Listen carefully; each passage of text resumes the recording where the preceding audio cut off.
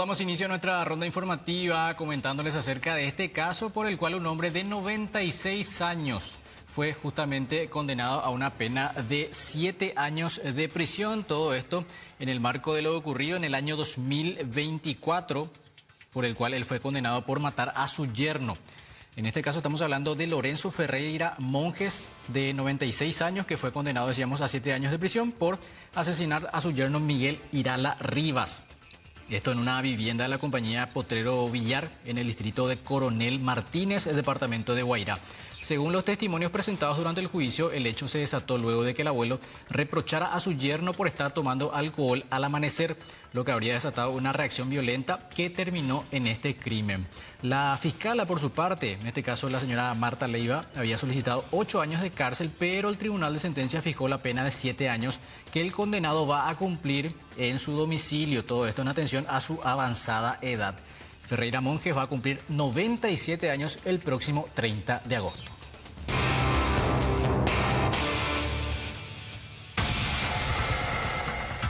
Y mañana, viernes 14 de agosto, se inaugurará este monumento que tendrá lugar, y ya muchos estuvieron viendo al pasar, en la costanera de Asunción. Se trata del monumento de Nuestra Señora de la Asunción, justamente en la costanera norte. Esta obra de 11 metros de altura, que está situada, para muchos es detrás del Palacio de Gobierno. En realidad ese es el frente. Ese es el frente del Palacio de los López. Busca rendir homenaje a la patrona de la capital y mariscala del Ejército Paraguayo. Este monumento es fruto de una labor conjunta entre la reconocida artista Ingrid Sil, encargada de esculpir la figura en bronce, y el ingeniero Roque Ardizone, que es responsable del diseño de esta base metálica sobre la cual se erige el monumento. Está allí directamente en la zona del Palacio de Gobierno, hacia donde termina la costanera norte para quienes ingresan al centro de Asunción, y ya después retoman o toman, mejor dicho, la calle Colón.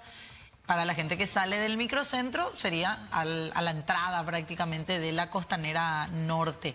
Ahí estamos viendo las imágenes que nos permiten observar con mayor claridad, también con la luz del día, cómo es este monumento a la Virgen de la Asunción, que, reiteramos, será inaugurada mañana viernes.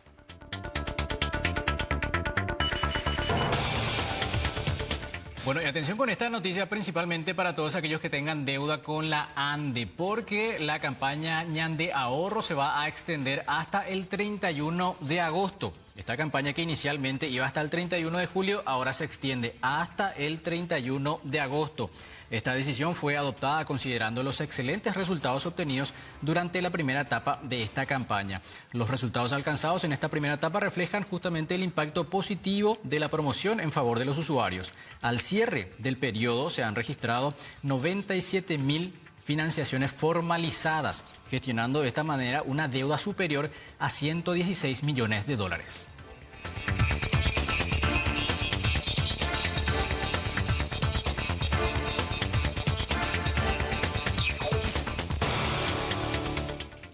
Y seguimos hablando de esa trazabilidad que se debe realizar dentro del Instituto de Previsión Social para conocer cómo llegaron ciertos medicamentos controlados a ser comercializados, pese a la prohibición de dicha venta, en manos de terceros. Estamos hablando de esta especie de farmacia improvisada, de mini mercado que se tenía en zona del albergue de UTI de adultos del IPS Central. Las propias autoridades de la previsional dicen que la revisión de los lotes de medicamentos que se vendían en el albergue del IPS Central va a permitir obtener la trazabilidad de las farmacias y saber quiénes fueron los funcionarios implicados en la irregularidad. Recordemos que la denuncia se originó cuando el familiar de un paciente fue informado de que podía comprar un medicamento recetado que no tenían en la farmacia del IPS, pero sí podía adquirirlo en uno de los albergues de terapia intensiva. Detallaron, recordemos también, que la mujer que fue detenida por este caso no era fue nunca funcionaria del IPS, sino una cuidadora particular contratada por familiares y que mantenía escondidos bajo una cama medicamentos de distintas instituciones, no solo de uso exclusivo del IPS, sino también de uso exclusivo, digo bien, del Ministerio de Salud Pública y Bienestar Social. Es decir, tenía que estar en hospitales públicos dichos fármacos. Lo cierto y lo concreto es que algunos de estos medicamentos estaban vencidos, otros eran medicamentos controlados, otros eran fármacos que tenían que mantenerse bajo una cadena de frío.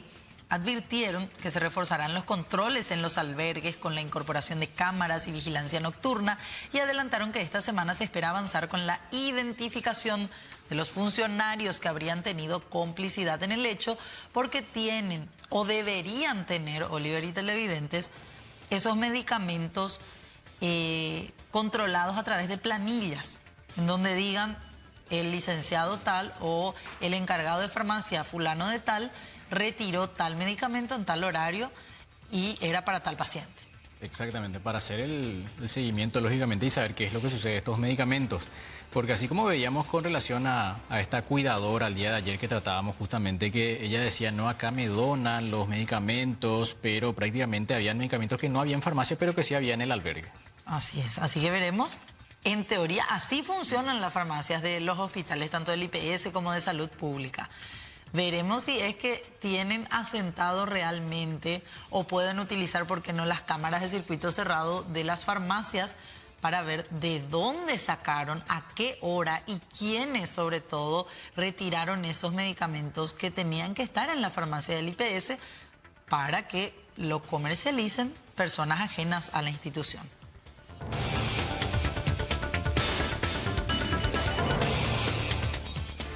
Bueno, ¿recuerdan ustedes este caso por el cual quedaba afectada la Catedral de Ciudad del Este, la Catedral de San Blas? Estas imágenes ocurrían el 9 de febrero del corriente año, aparentemente a raíz de un cortocircuito que terminó generando este incendio y afectando gran parte de la infraestructura de la catedral. Bueno, a partir de ahora, la Itaipú Binacional recibió la autorización requerida para iniciar las obras de restauración de la iglesia San Blas, que meses atrás, así como le habíamos comentado, había sido afectada por este incendio. Se trata del más importante templo católico ubicado en la capital del Alto Paraná y que el pasado mes de febrero, como les mencionábamos también, fue afectado por esta situación que estábamos también recordando a través de estas imágenes. La autorización para el inicio de los trabajos de restauración es un paso concreto que marca de esta manera el camino hacia la revitalización total de la iglesia.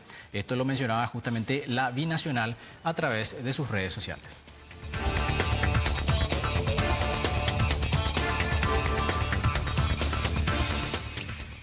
Y hablemos del ámbito legislativo. La jubilación especial para los parlamentarios que tenía sanción ficta finalmente fue sancionada, fue aprobada de manera automática.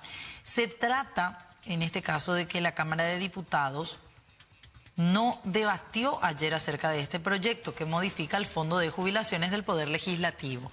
La norma así quedó vigente con la versión aprobada por el Senado de manera automática porque no se trató y ya tuvo sanción ficta, es decir, ya cumplió su tiempo límite para ser tratado.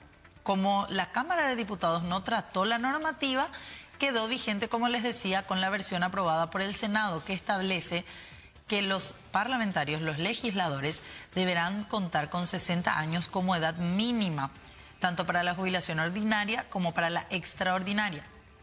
Para la ordinaria, deberán contar con 180 meses de aportes, es decir, 15 años.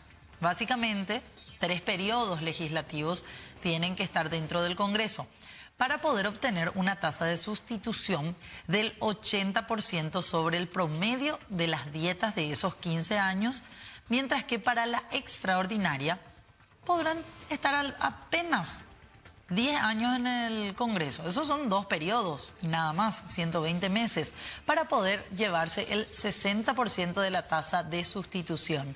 La ley elimina además el aporte estatal directo al fondo, aunque los gastos de personal y administración de la comisión administradora seguirán siendo cubiertos con dinero del presupuesto general de la nación, dinero que básicamente es de todos los paraguayos y paraguayas.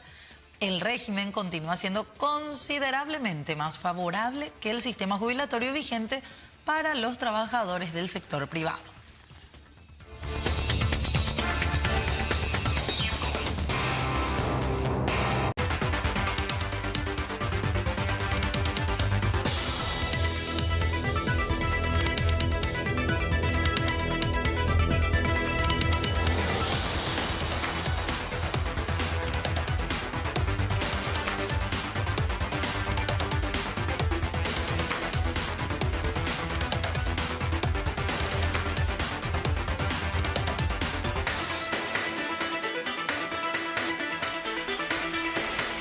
Bueno, y desde ya estábamos analizando estas imágenes justamente que muestran el momento de este accidente de tránsito. Ya los detalles nos trae nuestro compañero José Ignacio Melgarejo. José, muy buenas tardes.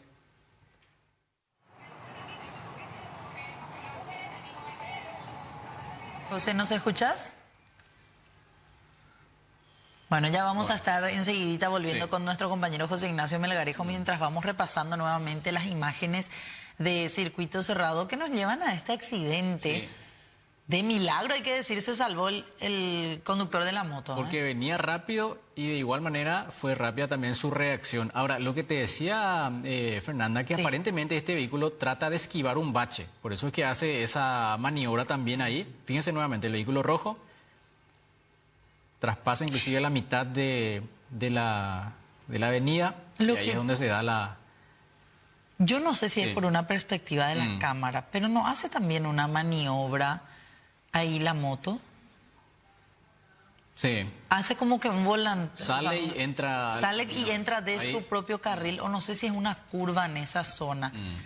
Porque él, es como que los dos entraron en el carril del lado contrario. No sé si está mal mi interpretación, reitero eso. Ahí está. Bueno, que nos aclare un poco, por favor, el contexto también de este accidente de tránsito. ¿Qué es lo que habría ocurrido? José Ignacio Melgarejo, contigo. Sí, gracias Fernanda, Oliver. Estamos en el barrio Kennedy, sobre la calle Teniente Salinas, lugar donde ocurrió. Y miren, así se dan las cosas, así se dan los accidentes. Estamos hablando de que Capiatá tiene en promedio, según la Corte Suprema de Justicia, el registro de 92.000 biciclos. Y estiman que hay como un 60% más que no están registrados, motocicletas sin registros. Una de las causas principales de accidentes en Paraguay, los accidentes de moto. 95 a 97% de casos de accidentes tienen a motos o motociclistas como involucrados. ¿Cuáles son los factores? Consumo de bebidas, no uso de cascos, falta de atención, irresponsabilidad, pero el video puntual que estuvieron mostrando, esto ocurrió ayer al mediodía, y vamos a mostrar cómo se encuentra en parte la calle Teniente Salinas. Allá tenemos dos bachecitos. Pasando, va a pasar esta camioneta, va a pasar la siguiente camioneta, aquí vemos un motoqueiro otra vez nuevamente con su acompañante. Ya respondió con ese roncador sin el casco, y bueno, podemos decir primero el factor vial, factor de las calles. Segundo punto, ya dijimos, la irresponsabilidad, acá vemos.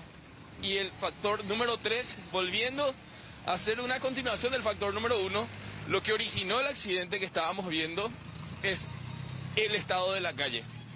Totalmente descuidado, este punto, este tramo, vemos que hay un bache con continuación, y esto fue lo que obstaculizó tanto al automovilista como al motociclista, según se observa. Porque vemos que el automóvil quiere evitar este bache y ahí es donde se da el impacto.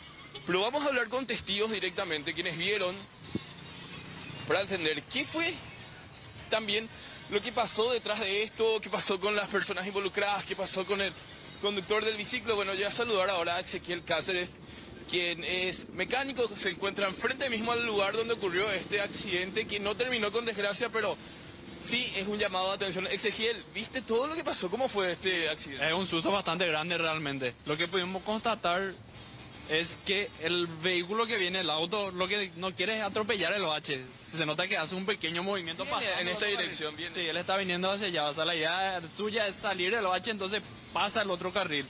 Ahora, al parecer, el de la moto, que lo que pudimos constatar es que él mismo dijo es que es menor. Es menor de edad. Ustedes hablaron con él. Colegio, sí. El mismo día. Yendo del colegio en moto. Yendo al colegio. Viste que eran 11:30 más o menos, entonces era, vamos a decir, horario de entrada al colegio. Yo justamente estoy yendo al colegio, dijo. Entonces al parecer, como la maniobra que hizo la otra persona se asustó y no logró salir del vehículo, entonces por eso impactó directamente. Salió golpeado, ¿cómo lo vieron? En el video se ve que se para de golpe, pero creo que fue más por el susto, porque sí realmente estaba bastante golpeado. Después le asistimos un rato, luego de un tiempo largo vino a buscarle un familiar y le llevaron, ¿verdad? Eso fue lo que pasó. ¿Y qué más escucharon? Entonces él dijo, era menor de edad, estaba conduciendo, el padre, ¿escucharon si le dijo algo, los familiares, alguien? De ese lado no, ya no. Del lado de cuando a familiares, padres, ya nada. Luego le buscaron y se fue, ¿verdad? Pero mayor a eso no pasó nada. Por parte del conductor del automóvil, ¿escucharon algo? ¿Hubo una conversación entre ambos? Sí. Hubo una pequeña conversación ahí, ¿verdad? Creo que hubo algo hubo dinero de por medio, ¿verdad? Creo que... Acuerdo rápido. Sí, un acuerdo rápido hicieron y cada uno por su cuenta. Eso fue ¿Para escuchar de cuánto? No quiero hablar de números. Yo personalmente no. Personalmente no. Pero sí hubo entonces un requerimiento del automovilista para el motociclista. Así es. Eso sí, estamos seguros de eso. Acá es constante la cantidad de accidentes o los siniestros viales. De hecho que sí, en este tramo sí. Ya todo tipo de accidentes, inclusive hasta muerte llegó a haber en este. Hay muchos baches pequeños que realmente parece ser que no va a afectar mucho, pero pasan este tipo de cosas. Como dije, nadie quiere rentar su vehículo, ¿verdad? Entonces la gente trata de salir y siempre hay ese tipo de inconvenientes. ¿El último accidente trágico de hace cuánto aproximadamente? Ponerle que hace 2 meses más o menos ya hubo un fallecimiento no muy lejos de acá. ¿Hace cuánto? Un mes a 2 meses más o menos. Y acá lo que vemos es imprudencia total también por parte de los motociclistas, sin casco la mayoría, por lo que estamos observando ahora. No, eso es sí, todo el tiempo, a mucha velocidad, la mayoría sin protección, la mayoría andando así de esa manera, ¿verdad? Como se puede observar. Mismo en este caso, tal vez el motoquero no tuvo mucha culpa, pero sí era un menor de edad en moto. ¿Qué saben de eso? Muchos menores de edad de motociclistas aquí en la zona, Barrio Kennedy. Eso es muy común, muy común. Creo que lo principal siempre es a la hora de colegio, o muchas criaturas en moto, o mucha gente ya. A veces ve gente que tiene 1 o 2 criaturas en moto. En el horario de salida de colegio es lo que más se ve, escuela-colegio. ¿Y policía municipal de tránsito, alguien haciendo controles por la zona, no se ve o nunca vieron? Haciendo control poco. Mayormente lo que hacen de por ahí es ayudar a cruzar a los niños ahí, pero no se controla a ese lado. ¿Te animas a decir así una cifra en el último mes? ¿Cuántos accidentes más o menos presenciaste o casi accidente, peligro de accidente? Y realmente por lo menos 3, 4 yo, ¿verdad? No, el día es largo, ¿verdad? Hay muchas otras situaciones que yo puedo no estar viendo o no puede estar ocurriendo acá. Este ramal es largo y el tráfico ya ves, es mucho. ¿Camiones pesados es constante por acá?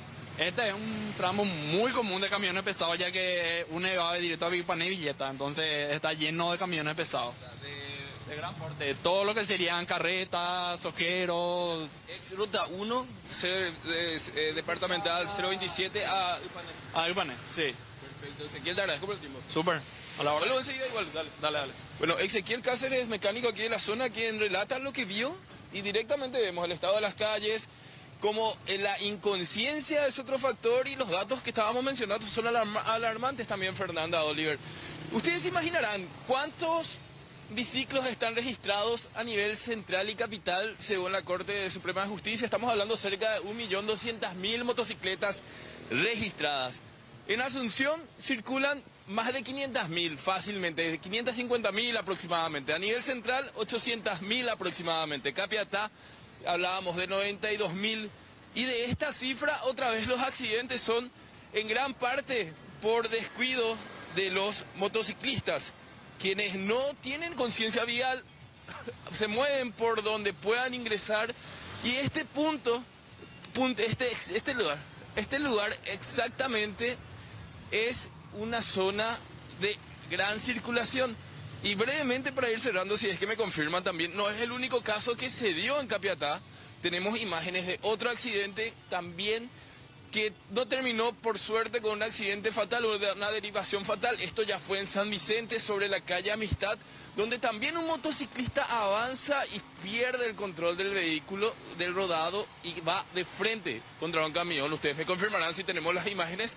Afortunadamente salió solo con golpes. Pero ¿cuál es el llamado de atención con esto?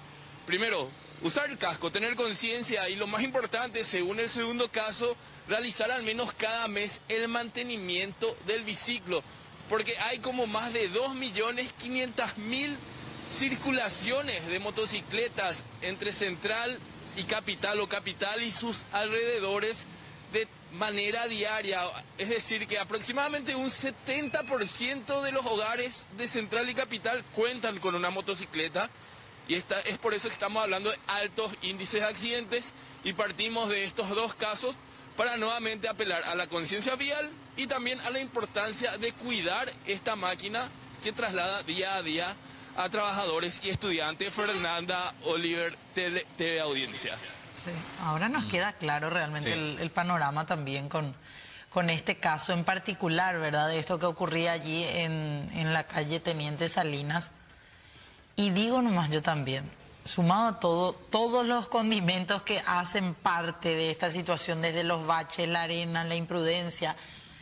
Me acuerdo nomás que hace, ¿cuánto? Un año menos, o quizás un poquito más en realidad, querían darle la posibilidad a menores de edad que puedan conducir motos y demás. Sí. ¿Te acuerdas que había una especie de proyecto así? Porque querían instalar la idea de que la moto, los vehículos son utilizados principalmente en el interior para ir a estudiar, como era el caso de este chico que estaba en moto, yéndose o saliendo del colegio, pero hacerlo con la imprudencia tal que pueda derivar en un accidente de tránsito. Legalizar eso, que ya es una realidad también evidente, es un peligro total. Y acá queda, creo yo, también demostrado. Totalmente. Fíjate por dónde pasan los motociclistas. Yo en esos últimos segundos del enlace de José contabilicé por lo menos y fácilmente 5 motociclistas sin casco, 3 con el casco en el codo. Sí. Inclusive algunos con zapatillas sin ningún tipo de protección. Lo que decía también José con relación a esas estadísticas, con relación a la cantidad de motociclistas que van circulando, la cantidad de motos que van vendiendo. Y hablando más de proyectos, también estaba esto de cobrar parte de, al momento de comprar la motocicleta, como para que eso vaya como un seguro de vía para el motociclista. Sí. Que también quedó dormido en algún momento. Se tendría que volver a estudiar eso porque es bastante interesante, principalmente en relación a la cantidad del costo que esto suma mes a mes para la salud pública en cuanto a las atenciones y las diversas cirugías que tienen que ser, en este caso, aplicadas por las heridas graves que se generan a diario. Las cirugías traumatológicas son de las más caras, hay que decir, o la que más le cuesta al Ministerio de Salud, a los hospitales públicos en general, tener que atender. En el Hospital del Trauma, cuántas veces ya hemos hablado de esa situación también. Y del otro lado está la realidad de la moto es el vehículo más barato, más accesible económicamente, desde el punto de vista de la compra, desde el punto de vista del mantenimiento, desde el punto de vista del cargarle combustible, es rápido en comparación a un vehículo. ¿Y por qué hay tantos ahora? Por el déficit que tenemos en el sistema del transporte público.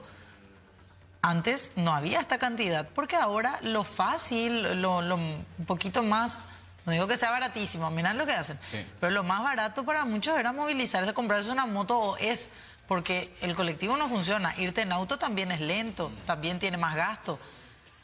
Pero hacerlo de manera inadecuada, agarrar una moto sin cumplir las reglas básicas de tránsito y de convivencia incluso, ahí radica el peligro. Sí.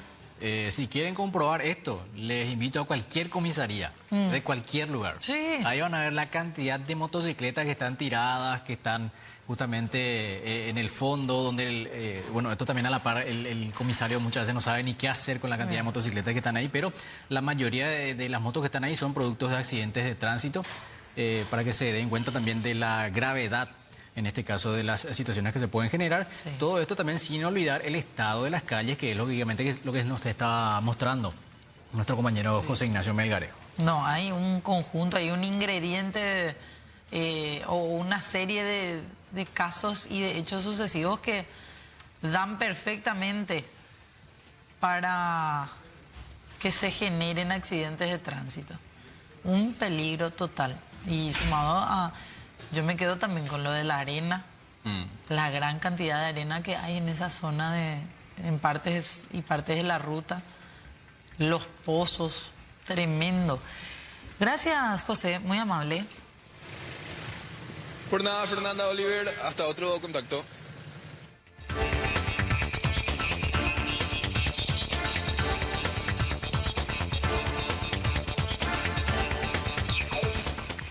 Vamos ahora a este allanamiento que fue encabezado en el transcurso de esta tarde por agentes de la Secretaría Nacional Antidrogas que llegaron hasta el barrio Petirosi de Asunción, zona Mercado 4, un local de masajes terapéuticos y spa espiritual. Fue el punto en donde encontraron en realidad droga. Bajo esa fachada de servicios de relajación funcionaba un punto de venta de estupefacientes. La responsable del lugar fue identificada como Gladys Francisca Saucedo Serna, de 40 años, conocida como Tía Morena. Según los intervinientes, ella ya registra antecedentes por tráfico de drogas. Las sospechas sobre el local se acrecentaron ante la gran cantidad de personas con signos de adicción que entraban y salían del establecimiento. Lejos de mostrar ese semblante relajado que uno debería tener cuando está saliendo de un spa, ¿verdad? Después de una sesión, ¿por qué no de masajes? Ahí estamos viendo todo lo que incautaron.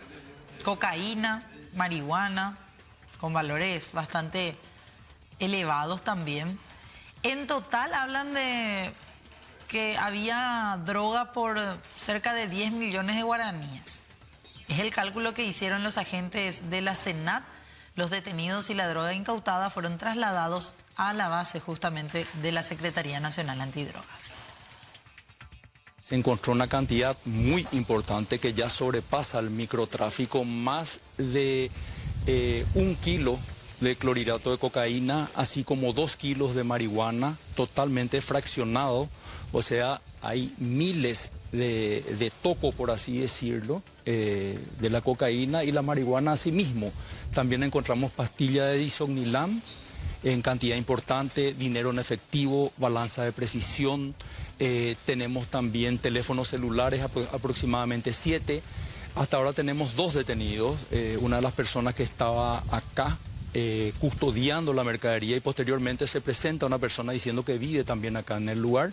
Lo llamativo fue 2 criaturas de muy corta edad, de 3 años. Esto es sumamente grave porque están al cuidado de estas personas y acá hay una cantidad de adictos. Es más, al salir ya nos encontramos con gente que estaba fumando marihuana y vamos a tomar también la medida con respecto a eso. Imagínate que un toco de marihuana uno lo conseguía desde 5.000 guaraníes, la marihuana convencional. Ahora estamos hablando que una dosis de marihuana prácticamente está a la par a una dosis de cocaína. 50, 100.000 guaraníes en pequeñas unidades como lo que ustedes pudieron ver. Hay luego ya una presentación diferente, un trabajo de empaquetado por el valor de la sustancia. Ya no es un toco común y corriente que generalmente está en un pedazo de bolsita. Se le ve la semilla. Y se le ve la semilla, ¿verdad? Sí. Sin embargo, estamos hablando de una droga premium que es la que últimamente está circulando bastante. Y mira, mínimamente aquí unos 10 millones de guaraníes, pero sin conocer todavía los detalles de las cantidades por el tipo de sustancia que hay acá. Del mercado municipal número 4 tenemos que irnos hasta Ciudad del Este, donde se daba también una situación bastante grave, y esto dentro de una institución educativa. El arma que estamos observando en imágenes estaba dentro de la mochila de un estudiante, específicamente un adolescente de 15 años que llegó armado hasta las inmediaciones del Colegio Inmaculada Concepción de esta ciudad, aparentemente para intimidar a otro estudiante con quien mantenía una disputa.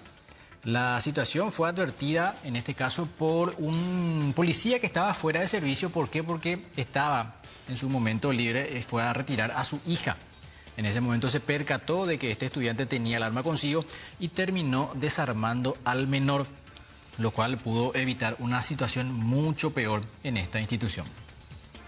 Él mismo manifiesta que se fue como para retirarle a su hija y se presentó esta situación donde personal de esta acudieron inmediatamente al Colegio Inmaculada Concepción y donde nos manifiesta este personal policial de que pudo, gracias a Dios, a quitarle el arma de fuego, una pistola de la marca Roner, calibre 8 milímetros, de procedencia alemana, con 2 cartuchos vivos en el cargador. Hubo una discusión, una escaramuza entre los estudiantes, donde divisó de que este alumno de 15 años desenfundó un arma y inmediatamente procedió a intervenir y así también a desarmarle a este adolescente, donde él mismo corrió y se fue a su domicilio según el padre.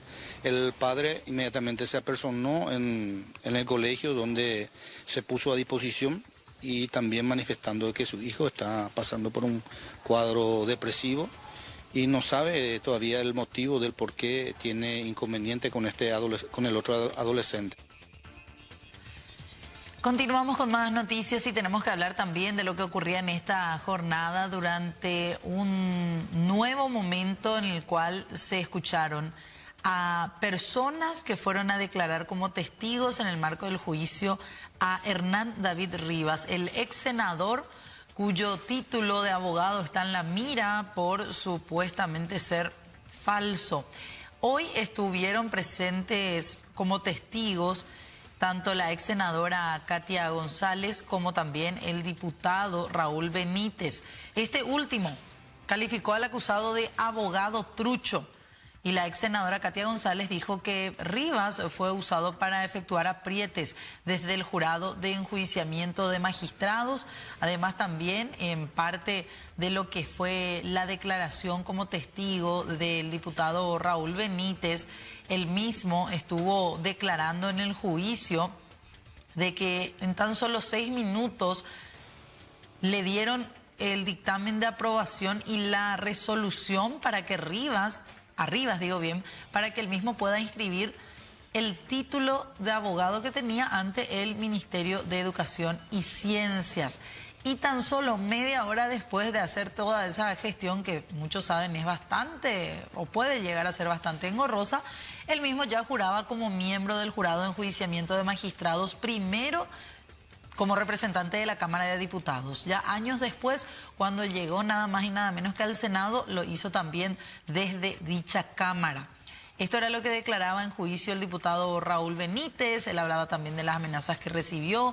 Por su parte, la ex senadora Katia González habló de que toda esta investigación ya se venía originando desde el momento en el cual ella formaba parte de la coordinadora de abogados antes de llegar al Congreso. Posterior a eso también, mediante acceso a la información pública, pudieron obtener mayores documentaciones ya cuando la misma se desempeñaba como diputada, Katia González, y allí empezaron a detectar las irregularidades del caso Rivas, que según González a ella le habría costado su banca en el Senado.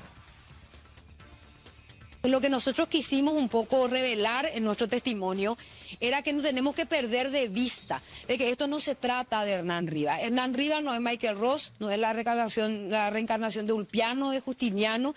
Hernán Rivas es parte de un esquema de protección política y protección de instituciones públicas que permitió que esto se pervierta. Yo no tengo dudas de que el esquema y el mecanismo no es que estaba vigente, sigue vigente. Y eso podemos nosotros advertirlo de muchas maneras, si es que se quiere. Este esquema sigue vigente y va a seguir vigente, aunque a Hernán Rivas se lo condene, si no tomamos esto realmente como parte de lo que es. Yo no tengo dudas de que mi expulsión se dio por el tema de Hernán Rivas y por el tema de los Nepo Babies, que eran dos cuestiones que habíamos denunciado en el mes de diciembre del año 2023. Porque acá no se trata de David Rivas y su título falso, sino se trata de la degradación misma de la República, de la degradación misma de todas las instituciones y particularmente de la degradación del sistema judicial tan golpeado que ya tenemos. Entonces, para nosotros era central por estas cuestiones y por eso constituía un hecho de relevancia y un hecho grave. Él ejerce la representación con nula experiencia, él ejerce la representación con un título emitido de forma meteórica, donde evidentemente se prestaron las instituciones y ejerce sin haber jurado ante la Corte Suprema de Justicia como abogado, que si bien no era un requisito para ser representante del jurado, creo que la suma de estas cuestiones exponen que efectivamente estamos ante un abogado trucho. Bueno, existe otro caso también relacionado con la veracidad de los títulos y en este caso afecta al senador Ramón Retamoso. En este caso, ¿qué es lo que dijo el titular del MEC, del Ministerio de Educación y Ciencias? Que a su criterio el título sí sería justamente válido. Afirmó que la documentación respalda la validez del título y señaló también que la universidad está justamente sosteniendo en este caso con documentos la autenticidad de lo que se está poniendo en tela de juicio. El ministro de Educación, Luis Ramírez, sostuvo que se debe aclarar estos casos y también establecer mecanismos para evitar que este tipo de situaciones vuelvan a ocurrir. Nosotros tenemos inclusive una carrera acreditada de Derecho con esa malla curricular. En nuestra universidad históricamente los trabajos finales se dan en otras carreras y en Derecho la defensa de técnicas jurídicas. ¿Por qué pidieron cerrar la filial de Paraguarí precisamente? Bueno, en realidad esa es una decisión que la tomaron administraciones anteriores. Nosotros hoy entendemos históricamente que la intención siempre fue potenciar y mejorar en los polos estratégicos y no tener tantas filiales aperturadas. Esta clausura fue un pedido de la misma universidad en el año 2017. En 2017 se cierra, pero ¿desde cuándo empezó a operar? Eso no tiene usted certeza ahí. Yo no tengo las documentaciones que obran, ¿verdad? Generalmente las filiales empezaron a partir de la resolución que nos permitía tener filiales en el año 2006 en adelante. Sí. Pero sí fue una decisión y sigue siendo una decisión de la UNINTER cerrar filiales y concentrarse en estratégicamente carreras y gestiones que uno pueda realmente mostrar y demostrar a la ciudadanía que son necesarias, ¿verdad? Bueno, nosotros estamos abiertos a que la comisión ahora nos remita la documentación, los pedidos y nosotros vamos a responder. Dicho esto, ¿el título del senador Retamoso es legal? El título del doctor Retamoso, que hoy estuvo exhibiendo y en presencia de quien fuera en su momento el secretario general, es reconocida por su firma. Lo que queda en el ministerio es el certificado del registro. El título lleva a la persona, el certificado lleva a la persona. Eso es parte de lo que acabamos de hablar con justamente los senadores, de manera a hacer una digitalización. Digitalizar y que quede por lo menos digitalizado. Yo desde el 21 tengo en el MEC digitalizado, pero lo que está antes del 21, por algún motivo, no todo está digitalizado, ¿verdad? ¿Es irregular en el caso del senador Retamoso que tuvo que informar el MEC? No, nada, no hay ninguna irregularidad. Y no hay en este caso del senador Retamoso porque están los papeles. Está la documentación existe, está... en el caso de Rivas también estaba la documentación. Y entonces es difícil de poder ir más allá de lo que se utiliza para hacer un juicio. Si no son presunciones. Y yo lo único que puedo decir es que el papel está, ¿verdad? El papel está, la normativa está, la universidad se hace cargo, la universidad viene, está la rectora, explica cómo están funcionando. O sea, hay una realidad de hechos. Ahora, yo no estaba en este sistema años antes y yo sí quiero destacar porque hay voces que dicen que queremos encubrir y que estamos nomás para... Yo le pregunto, ¿vamos a encubrir llamándole a la fiscalía? Presentando todas nuestras denuncias y todas nuestras investigaciones en la fiscalía, pidiéndole a la Contraloría que venga y nos audite. Nosotros lo que menos queremos es encubrir, nosotros lo que queremos es que se esclarezca, pero es más, estamos proponiendo solución a cada problema. Cambiamos de tema y nos vamos hasta Presidente Franco para hablar de lo que ocurría nuevamente, un hecho de inseguridad. Verán ustedes, dos delincuentes que llegaron, mejor dicho, caminando durante la madrugada, sorprendieron a un joven que estaba solo y descansando en su vivienda. Rápidamente ellos se apoderaron de una motocicleta que apenas hacía un mes el hombre había adquirido. Además de eso, los delincuentes se llevaron dinero y un celular de alta gama. Estas ya son las imágenes posteriores de la huida de los dos delincuentes a bordo de la motocicleta y con las pertenencias de la víctima. El hecho se registró en el barrio Padre Misericordioso de Presidente Franco. Una denuncia de un supuesto hecho de robo agravado, donde fue robado una motocicleta, un aparato celular y dinero en efectivo. Creo que la policía maneja hasta el momento solamente la denuncia donde la víctima menciona que fue interceptado por dos personas que presumiblemente habrían ingresado en su vivienda por la ventana. Posteriormente lo redujeron, se apoderaron de la motocicleta y se dieron la fuga. Hasta el momento es lo que manejamos los datos que solamente habría realizado su denuncia. No contamos con circuito cerrado hasta el momento, pero estamos trabajando para poder recabar más datos de los presuntos autores. En la denuncia habría manifestado que sería un conocido, pero solamente se tiene su nombre y apellido, nada más. ¿Muchos datos no manejan todavía? No, aún no, pero estamos trabajando para que podamos recabar más datos de los presuntos autores. Ahora todavía no sabemos, más o menos sabemos quién fue, pero la policía pues no actúa tan rápido. Ya la denuncia, en la hora de la madrugada. Entraron ahí a pie, entraron ahí. Y supuestamente es su amigo. Pero no sabemos, pues la cámara pues ahora están investigando, pero hoy ya vamos a ver ya. Ahí nos falta una cámara para confirmar bien, pues. Por esa razón hay pues dos nombres, pero no podemos pues, poner los dos. Porque no confirmó todavía el 100%, ¿bien? Su billetera, en su billetera comentó que tenía 1.200.000, su documento y un celular iPhone 17. Yo trabajo así. Él trabaja ahí en el centro, pero yo ahí trabajo en la permitería. Y la verdad que sí, porque él mira, ahora se fue con mi primo nomás a trabajar, pues. Y compró para su moto para que se pueda ir en ese, pero ahora se le robó. 18 horas puntualmente, seguimos haciendo el noticiero central. A continuación tenemos que hablar acerca de este procedimiento fiscal encabezado por el fiscal Itálico Rienzi con relación a un nuevo esquema de estafa piramidal.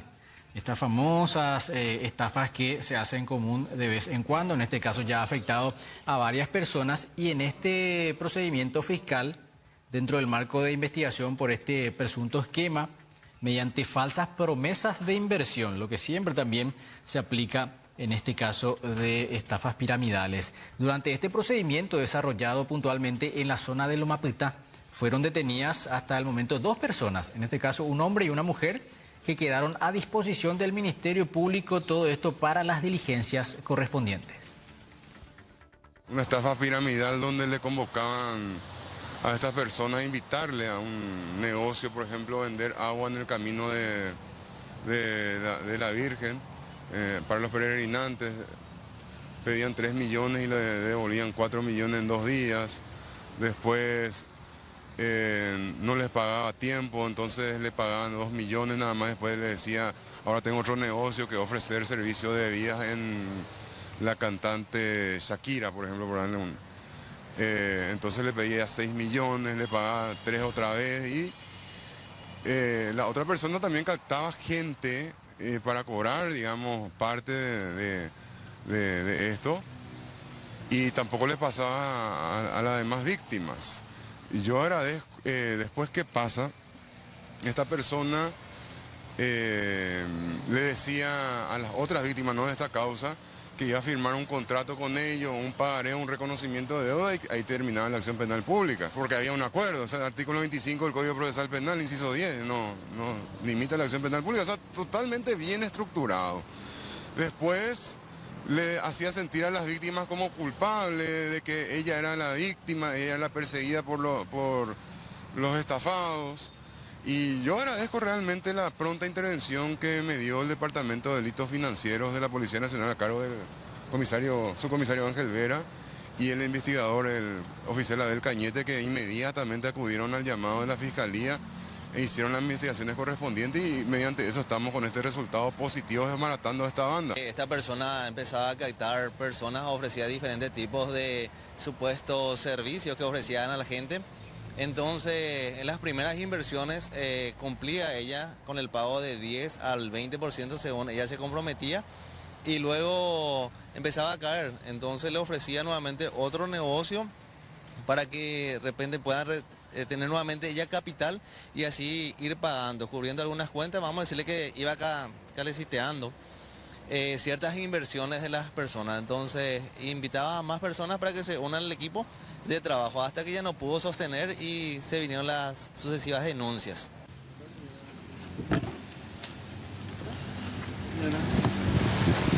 Hablaría realmente contigo, hablaría contigo, porque sé la gente que está detrás, pero no, después. Ay, por eso queríamos escuchar. ¿Se puede? ¿No? Ahora mismo no, porque no conozco todavía los motivos reales, ¿verdad? Entonces, pero hay 8 denuncias, dice 160 millones. No, por eso no tenemos. Con la gente?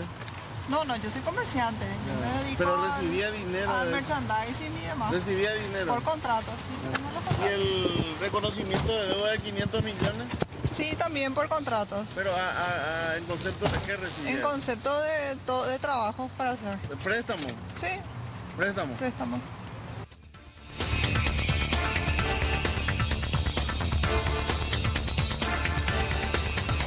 De efectivos policiales se abocó a una serie de allanamientos realizados durante el transcurso de las primeras horas de esta mañana, específicamente en zona de Canindeyú. Tanto agentes de distintas dependencias, 9 fiscales, iniciaron esta serie de allanamientos en dicho departamento buscando armas y plantaciones de marihuana que pertenecerían, se había mencionado en un inicio, a la estructura liderada por Felipe Santiago Acosta, alias Macho. Uno de los procedimientos más importantes se realizó en zona del asentamiento 1 de marzo, distante a aproximadamente 15 kilómetros del puesto policial que había sido atentado hace un par de semanas. Se buscaba desbaratar toda la estructura criminal vinculada al narcotráfico y dar también con criminales prófugos, además de la erradicación de zonas en donde se plantaba marihuana específicamente. Mencionaron que hubo 2 detenidos en zona de estos procedimientos en este operativo denominado Renacer, desarrollado, reiteramos esto, en el departamento de Canindeyú. Sería el hermano de uno de los objetivos que no estaba en la vivienda y ahí se encontraron esas montañas, montañas tácticas, pero que también hay. Todavía no tengo el reporte porque como verán aquí la señal es imposible. Y después hay una persona que tenía ahora estaba dentro de... Sí, también tenés que tener en cuenta que estos grupos criminales, la información de que estarían utilizando también parte de lo que son las tierras para el cultivo de las parcelas de marihuana, que es lo que... Sí, uno de ellos sí, uno de nacionalidad brasileña que Bueno, tenemos que ir para la siguiente información hasta Pedro Juan Caballero, donde se dio este hecho con relación a un hombre que perpetró previamente un asalto a mano armada y que terminó posteriormente con el presunto delincuente escapando a pie y dejando atrás su motocicleta. Además, el machete usado por el mismo durante el atraco, todo esto tras ser perseguido por los vecinos. Estas son también las secuencias de las imágenes que corresponden a ese momento. Ahí fíjense ustedes en el círculo, atrás del árbol, ahí está el hombre que intenta arrancar su motocicleta, no lo puede hacer y ya es, en este caso, alcanzado por los vecinos que se van sumando y ahí empieza la huida a pie de este presunto delincuente. El hombre habría asaltado previamente un almacén en la fracción San Ramón de Pedro Juan Caballero, donde despojó al comerciante de su celular y de la suma de 150.000 guaraníes en efectivo. Cuando huía, así como estábamos observando en las imágenes, su motocicleta dejó de funcionar. El sospechoso tuvo que correr de los pobladores que intentaban atraparlo. El caso ya fue comunicado al Ministerio Público mientras los investigadores buscan identificar con estas imágenes al dueño del biciclo y de esa manera también ubicar al autor del hecho. Fue un susto Fue increíble la forma que él entró, ¿verdad? Él dejó su moto acá casi media cuadra y vino con el machete, golpeó y ya golpeando, un asalto, ¿verdad? Y eso es una cosa inesperable, ¿verdad? Y tenemos miedo luego. Y más o menos un mes es que estoy acá y ya tengo miedo luego de seguir. Tenemos miedo, ¿verdad? Y al querer correr prácticamente no dejó la... No consiguió. Con el machete, prácticamente era nuevito el machete. Nuevito. Seguro que compró y vino a hacer el asalto. Sí. No sabemos dónde compró el machete. Pero realmente no funcionó su moto y cuando percatamos que no funcionó su moto y salimos corriendo detrás. Y ahí fue una señora también con su hijo que nos ayudó, ¿verdad? Nos ayudó y se le agarró allá en la esquina. Pero él realmente estaba... El machete es nuevito. O sea que compró de venida y... Seguro, me imagino. Hay que investigar de dónde se compró ese machete, ¿verdad? Pero es un machete nuevito. Ahora están trabajando todo enrejado ya. Sí. Ya no abre más prácticamente. No, tenemos miedo, ¿verdad? Él entró luego encapuchado y con casco. O sea, con casco. Casco protector. Sí, con casco. Y en su... en ese interín que se estaban peleando ahí, ¿verdad? Porque él venía con machete, no querer hacer cosas por la persona, ¿verdad? Él venía violento, él estaba en la esquina. Estaba descontrolado. Y ahí fue, sí. Ahí fue que ese muchachito le lanzó con una piedra y ahí fue que se cayó su machete. Y ahí fue que se cayó su machete y después también se cayó su casco también. Ahí dio para ver bien. La reacción de los vecinos lo que es importante porque mediante él... Gracias a Dios tuvimos gente solidaria, un poco que nos ayudó, ¿verdad? Tenemos que cambiar de tema, irnos nuevamente hacia el interior de nuestro país, porque están denunciando un supuesto mal procedimiento de efectivos de la Policía Nacional, sumamente grave la denuncia que realizan en este caso.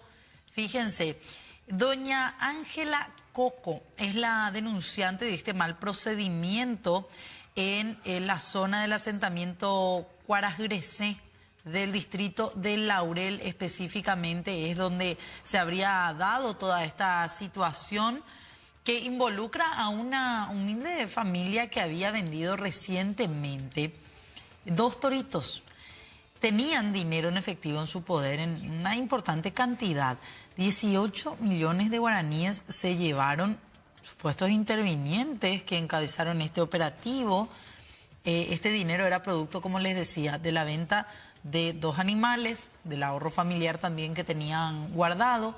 Además, la denunciante asegura que ingresaron a la cocina, se llevaron desde verduras, carnes, prácticamente haciendo de las suyas y creyéndose los dueños de casa. La mujer también denunció que durante el procedimiento tiraron varios objetos, todo lo que se encontraban a su alrededor. Reiteramos, esto ocurría en un asentamiento en el distrito de Laurel, departamento de Canindeyú. Vamos a Rambila, se lo ve que besa. No hay meses, curija, a troncar, se la suya, curija, ayuda a topar la pija de baño. No sé vecino, uno ya esa para la hoga, la osuta. No hay porio ya por o sea, casi cual por evidencia, hemos hablado mía ando de coico, a poner el trabajo ahí pues minta la hora quoi. Ahora plata mi se va a caer después se torito después me 18 millones o cañico. Ay, cuida para te se ayunde más con el talento, vamos a ver se hace ve para un me ayuda. Apenas yo vemos todo ari. Ahora cuando de escuela cosa iba ahí a por pues cuore la hora a pe yo ve más mí. Ahí va en a lo ya pobre. No lengo a se te la moria jura juga. Apenas por iba vetendo atravessar tengo ya pues. Ando dos pais iba vetendo solo se me na moto me documentado agora. Porque ape ui quai ape o que o ambossar. Ape ya pues quai. Amela y maena fue o Picasso o ya pues y quai picadito, no es gaseosa mía. Ahora no hay más. Sí, joga peguaisa. Gaseosa. Continuamos con más información y nos vamos hasta Fernando de la Mora, donde delincuentes hicieron de las suyas nuevamente en un colegio. Se trata del Colegio Nacional República Dominicana, donde una vez más la comunidad educativa fue víctima de robo. Esta vez, delincuentes se llevaron 22 focos de la institución. El director señala que la zona en sí es insegura y pide a las autoridades reforzar los patrullajes para evitar nuevos hechos. Lastimosamente estamos sufriendo hechos, ¿verdad?, que daña y perjudica a la institución. Como sabemos que una institución educativa es nacional y cuesta mantener, llevar adelante, ¿verdad?, porque el Estado en sí no aporta lo suficiente para poder reparar, llámese la parte eléctrica, la parte de fontanería, la parte de iluminaciones, ¿verdad?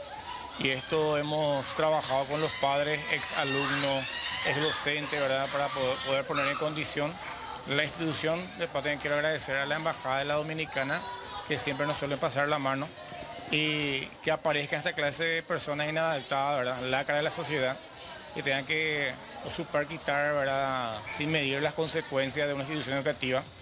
Nos quitaron esta vez 22 focos. La vez pasada, el año pasado llevaron 42 en total. De los 2 pabellones sanitarios, entre otras cosas. Y anteriormente ingresaban a la sala de clase llevando ladera, elementos de las profesoras. Gracias a Dios pudimos ponerle reja y hoy día estamos salvando ahora la sala de clase por dentro. Tenemos una muralla baja antigua ya, detrás, hacia el fondo, que estaría cerca de, sobre la avenida Soldado Velar. La señora que tiene negocio nos avisa a las 11 de la noche la presencia de 2 personas, ¿verdad?, trepando. Hay 2, 3 árboles al costado, cruzando la muralla hacia el colegio y luego hacia la escuela. Entonces nos pusimos la pila para llamarle al comisario, a la policía, ¿verdad?, que pueda acercarse. Tardaron demasiado porque entraron sin ningún problema, llevaron los focos y no pudieron atraparle, ¿verdad?, a los delincuentes. Bueno, de Fernando de la Mora nos vamos hasta J. Augusto Saldívar, donde se estaba llevando un procedimiento de control rutinario en las calles, momento en el cual pasaba un joven de 23 años. Ahí demostró una actitud sospechosa, fue alteado por la Policía Nacional, lo revisaron y se encontraron con que el mismo tenía casi medio kilo de marihuana en su poder. Este procedimiento fue realizado por efectivos de la comisaría número 33 de esta ciudad.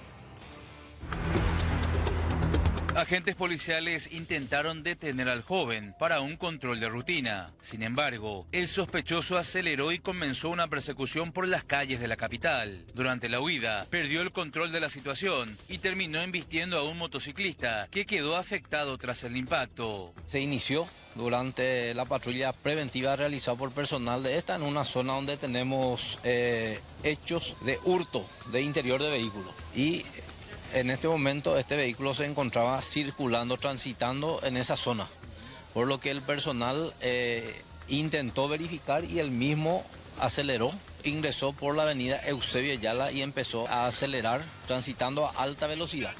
Momento en que embistió contra un motociclista, le deja en el pavimento, entonces el mismo fue embestido por la parte trasera como para que se quede, ¿verdad? Momento en que desciende el conductor y ingresa en el pasillo acá de la zona de San Blas. Se realizó la búsqueda y el mismo se refugió sobre un tejado de una de las casas vecinas. La persecución dejó además a un motociclista afectado y volvió a poner en evidencia los riesgos que generan este tipo de fugas en plena vía pública. El detenido fue identificado como Tobías Eliezer Riveros, de 20 años, que quedó a disposición de la Fiscalía.